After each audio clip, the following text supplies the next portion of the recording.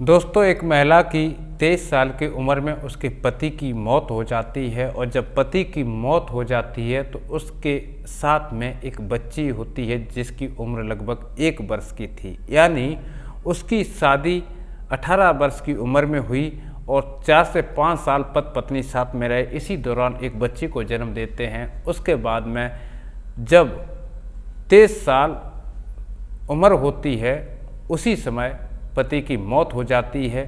फिर आगे क्या होता है कि आप लोग जानते हैं कि एक विधवा की ज़िंदगी किस तरह से समाज में देखी जाती है और विधवा को किस नज़र से लोग देखते हैं। आपने देखा होगा कि किसी भी शुभ काम के लिए जब भी हम अपने घर से बाहर निकलते हैं तो विधवा अगर सामने रास्ते पर मिल जाए तो अपने मन में एक सवाल आता है कि काम मुश्किल ही होगा। यानी विधवा को एक सगुन और असगुन के रूप में देखने लगते हैं। जब तक उसका पति जिंदा था तब तक तो उसको घर का लक्ष्मी माना जाता था और आज उसके पति की मौत हो गई तो उसको एक बुरे रूप में लोग देखते हैं। बोलते हैं कि अगर ये सामने आ जाए, विधवा सामने आ जाए तो किसी भी शुभ काम के लिए जा रहे होंगे तो किसी भी कीमत पर वह काम नहीं होने वाला है।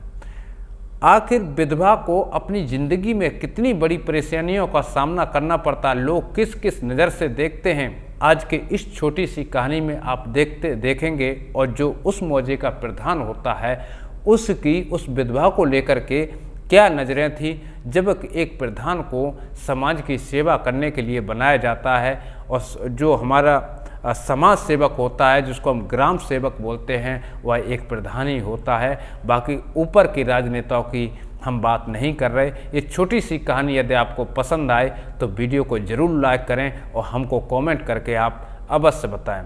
बस आप लोगों से एक अपील है, यदि आपने अभी तक भाई का चैनल सब्सक्राइब नहीं किया है तो हमें ज़रूर सपोर्ट करें, चैनल सब्सक्राइब करें जिससे कि हमारा हौसला बढ़ता रहे और हम नई नई कहानियाँ लेकर के आपके समक्ष आते रहें। दोस्तों, ये जो कहानी है ये इलाहाबाद के पास में एक छोटा सा गांव पड़ता है। वहाँ की ये कहानी है जब एक 23 वर्ष की उम्र में पति की अगर मौत हो जाती है तो अभी तो बहुत सारी ज़िंदगी बाकी है और इस जीवन का कुछ कह नहीं सकते कि सांस अंदर जाने के बाद बाहर आए या ना आए। लेकिन अमूमन ज़िंदगी का किसी को पता नहीं है कि हम कितनी पीढ़ी देखेंगे और कितनी पीढ़ी तक हम जीवित रहेंगे। ऐसा ही कुछ उस विधवा के साथ में होने वाला था। जब पति की मौत हो जाती है तो ससुराल में पति के 2 भाई थे, माता पिता थे, यानी उस विधवा के सास ससुर थे, 2 देवर थे और 2 ननद थी। खुशहाल भरी ज़िंदगी जी रहे थे। अचानक छोटी सी बीमारी के कारण उसके पति की जब मौत हो जाती है तो 5-6 महीना ठीक ठाक गुजरे। सास ससुर का भी प्यार मिलता रहा और जो सगे संबंधी थे उनका भी सहयोग मिलता रहा। हालांकि पति की जगह तो कोई नहीं ले सकता, लेकिन गम में जो सबसे प्रिय हो, जो सबसे ज़्यादा साथ दे, वही अपना होता है और उसी पर भरोसा करते हैं। सास ससुर ने 5-6 महीना तक तो ये महसूस नहीं होने दिया कि मुझे किसी भी चीज़ की ज़रूरत है। जब 5-6 महीना गुजर जाते हैं तो ससुर के दिमाग में आया कि हम जो इसका देवर है उसके साथ में इसकी अगर शादी करा दी जाए तो इसकी ज़िंदगी अच्छे से निकल जाएगी और बहू जो है घर के घर में ही रहेगी। लेकिन जो इसके साथ में ससुर जी शादी कराने की सोच रहे थे वह नंबर 1 का छिछोड़ा, दारू मास्टर और उसके अंदर छोड़ भलाई सारे अवगुण भरे हुए पड़े थे। और इधर जो विधवा थी वह शादी के लिए मना कर देती है कि मैं इनके साथ शादी नहीं करूंगी, इससे अच्छा तो है कि मैं अपनी ऐसे ही ज़िंदगी व्यतीत कर दूंगा। एक दिन की बात है कि उसके देवर के साथ में कई एक लोग आते हैं, उसके दोस्त लोग आते हैं और उस विधवा की बेइज्जती करते हैं, उसको गाली गलौज करते हैं। तो विधवा के ससुर को ये बातें चुभने लगी कि अब बहू के बारे में तेरे दोस्त ने ऐसा क्यों बोला। लेकिन इधर उस विधवा को भी बातें ये चुभ गई थी और वह बोली कि हम आज के बाद आपके साथ नहीं रहेंगे, इनका डेली का नाटक बन गया है, डेली ये इसी तरह से गाली गलौज करते हैं, इससे अच्छा है कि हमारा दूसरा जो मकान है हमको उसमें शिफ्ट कर दीजिएगा। विधवा को ससुर जी के हिस्से का यानी उसके पति के हिस्से का दूसरा मकान था, जो मकान थोड़ी सी दूरी पर था और गांव से थोड़ा सा हटके था। तो विधवा अपनी बच्ची के साथ में उस मकान में रहने लगती है। वह सोचती है कि कहीं हमको मौजे के जो प्रधान हैं वह मिल जाए, तो मैं उनसे रिक्वेस्ट करूंगा कि हमारी विधवा जो पेंशन होती है वह बनवा दें, जिससे कि कुछ पैसा मिलने लगेगा। तो हमारी बेटी धीरे धीरे बड़ी हो रही है, पढ़ने लायक भी हो रही है, तो इसके फीस इसके काम आ जाएंगे।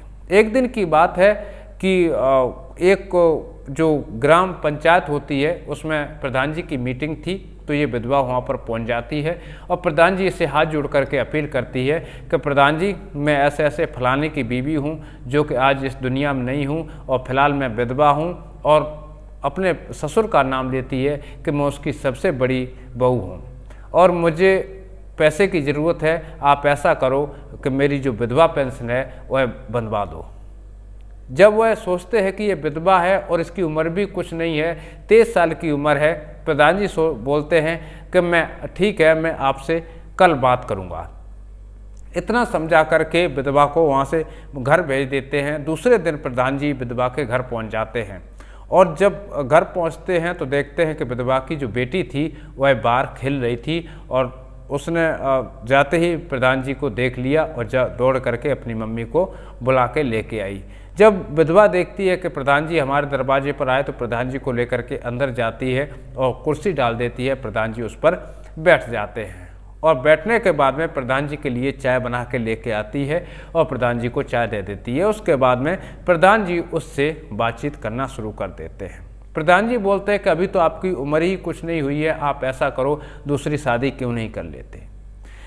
तो विधवा बोलती है कि दूसरी शादी अब नहीं करेंगे और आगे भविष्य में क्या होगा, हमारी ज़िंदगी कितनी है ये किसी ने नहीं देखा, हम अपना धर्म है उसको ख़राब नहीं करेंगे। उसके बाद प्रधान जी बोलते हैं कि आपको अभी हम अगर विधवा पेंशन बना देते हैं तो आपको कितनी पेंशन मिलेगी, ज़्यादा से ज़्यादा 500 रुपये हर महीना मिलेगी और हो सकता है आने वाले समय में 1000 या 1500 रुपये हो जाए, लेकिन जिससे गुजारा आपका नहीं होगा।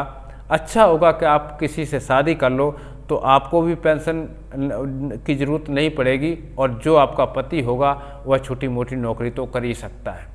विधवा इस पर कोई भी जवाब नहीं देती है और प्रधान जी विधवा को बोलते हैं ठीक है, मैं देखता हूँ, कुछ न कुछ आपका ज़रूर समस्या का समाधान करूँगा। प्रधान जी वहाँ से उठ करके जो प्राइमरी स्कूल मौजे में होता है उस वहाँ पहुँचते हैं, वहाँ के प्रिंसिपल से बात करते हैं कि आपके पास कोई छोटी सी नौकरी हो तो मुझे बताइएगा। प्रिंसिपल बोलते हैं हमारे यहाँ एक छोटी सी नौकरी है जो कि बच्चों का दोपहर का लंच बनता है, तो हमारे यहाँ कोई खाना बनाने वाली नहीं है, अगर कोई आपके पास हो तो आप भेज दीजिएगा, 3 से 4 हज़ार रुपये महीना उसकी सैलरी रहेगी। प्रधान जी वापस से आते हैं, उस विधवा के पास आते हैं और विधवा को पूरी कहानी बताते हैं और विधवा वहाँ पर नौकरी करने के लिए तैयार हो जाती है। दूसरे दिन से वो विधवा उस स्कूल में बच्चों का खाना बनाने के लिए पहुंच जाती है, तो प्रिंसिपल उस बच्ची का नाम तो मुफ्त में लिख देते हैं क्योंकि उस विधवा की एक बच्ची भी थी और उस स्कूल में अब बच्ची पढ़ाई भी करती है, अब विधवा वहाँ पर खाना भी बनाने जाती है। इधर जो प्रिंसिपल थे उनकी भी जो धर्म पत्नी थी वह 2 साल पहले उनकी भी मौत हो चुकी थी, यानी इधर जो विधवा थी और उधर जो प्रिंसिपल साहब थे उनकी भी पत्नी नहीं थी और उनका एक बच्चा था 3 साल का जो उसी स्कूल में पढ़ने आया करता था। और एक दिन बच्चा बहुत ज़्यादा रो रहा था। जब बच्चा रो रहा था तो प्रिंसिपल उस विधवा से बोलते हैं देखो बच्चा को छुपाओ, बच्चा किस लिए रो रहा है। वह बच्चे को जब छुपाती हैं बच्चा चुप हो जाता है और धीरे धीरे करके जो बच्चा है उस विधवा से इतना घुल मिल जाता है कि वह ये भूल जाता है कि जो प्रिंसिपल हैं वह हमारे पिता हैं और जो यहाँ पर हैं वह रियल में मेरी माता हैं। इसको देख करके वह जो विधवा थी उस औरत को बच्चा अपनी माँ समझने लगता है। अब बच्चा उस विधवा से इतना हिल चुका था कि जब छुट्टी होती थी तो बच्चा अपने घर नहीं जाना चाहता था, उस विधवा के साथ में जाना चाहता था क्योंकि विधवा की एक छोटी सी बेटी भी थी और इधर बच्चा भी छोटा ही था। तो प्रिंसिपल जी सोचते हैं कि मेरी भी पत्नी नहीं है और इस विधवा के भी पति नहीं है, शायद मुझे भी एक पत्नी की ज़रूरत है और हो सकता है इसको भी पति की ज़रूरत हो, हम दोनों की शादी हो जाए। ये सब सोच करके वह प्रधान जी को स्कूल में बुलाते हैं और प्रधान जी से उसके शादी के संबंध में बातचीत करते हैं। प्रधान जी उस विधवा के पास पहुंचते हैं और उनसे पूछते हैं कि अगर आपकी हम शादी करा दी जाए प्रिंसिपल से तो आप में कोई आपत्ति तो नहीं है। आप कब तक ये नौकरी करेंगे, 3 से 4 हज़ार रुपये की नौकरी, और उनको भी एक पत्नी की ज़रूरत है और आपको भी हो सकता है एक पति की ज़रूरत हो, और वो भी एक अच्छे व्यक्ति हैं, आपको कभी जीवन में दुखी नहीं होने देंगे। लेकिन भगवान के यहाँ जो लिखा हुआ है उसको कोई बदल नहीं सकता। विधवा बोलती है कि आपका कहना तो ठीक है, मैं इस पर कुछ नहीं कह सकता, मैं सोच के बताऊंगा। प्रधान जी फिलहाल वहाँ से चले जाते हैं। 2 से 3 दिन बाद फिर आते हैं और विधवा से उस संबंध में बात करते हैं, क्या आप प्रिंसिपल से शादी कर लो तो ठीक रहोगी, आखिर आप अपनी ऐसी ज़िंदगी कब तक जीती रहेंगी। विधवा बोलती है कि इस बात को लेकर के ससुर जी से परामर्श करना बहुत ज़रूरी है। प्रधान जी ससुर जी के पास जाते हैं, यानी उस विधवा के ससुर जी के पास जाते हैं और उनसे पूछते हैं कि देखो आपकी बहू जो जवान है, बहू और बेटी में कोई फ़र्क नहीं होता है। सपोज करो अगर मेरी बेटी के साथ में ऐसा हो जाए तो मुझे कैसा लगेगा। आज आपकी बहू है, हालांकि बहू और बेटी में कोई फ़र्क नहीं होता। मैं सोचता हूँ कि आपकी जो बहू की शादी करा दी जाए तो कैसा रहे, अच्छे परिवार में, और जैसे कि वो विधवा है उसी तरह से किसी की पत्नी मर गई है जो कि अपने ही स्कूल के एक प्रिंसिपल हैं, उनके साथ अगर शादी करा दे तो कैसा रहेगा। ससुर जी इस बात को लेकर के राजी हो जाते। प्रधान जी से बोलते हैं कि आपका एहसान मैं कैसे भूल सकता हूँ, आपने इतना बड़ा हमारे साथ, हमारी बहू के साथ में उपकार किया है। हालांकि मेरी बहू कहीं भी रहे, सुखी रहे, सुरक्षित रहे, वो माने के ससुर हैं तो ठीक है, लेकिन दूसरी शादी होने के बाद में कौन मानता है कि कौन से ससुर और कौन से सास। फिलहाल मुझे इस बात पर कोई अफसोस नहीं है, लेकिन बहू और बेटी सुखी रहना चाहिए। इतना कहकर के ससुर जी राजी हो जाते हैं और प्रधान जी प्रिंसिपल के पास पहुंचते हैं और प्रिंसिपल को इसके बारे में पूरी जानकारी देते हैं। फिर धूमधाम से विधवा की और प्रिंसिपल की शादी करा दी जाती है।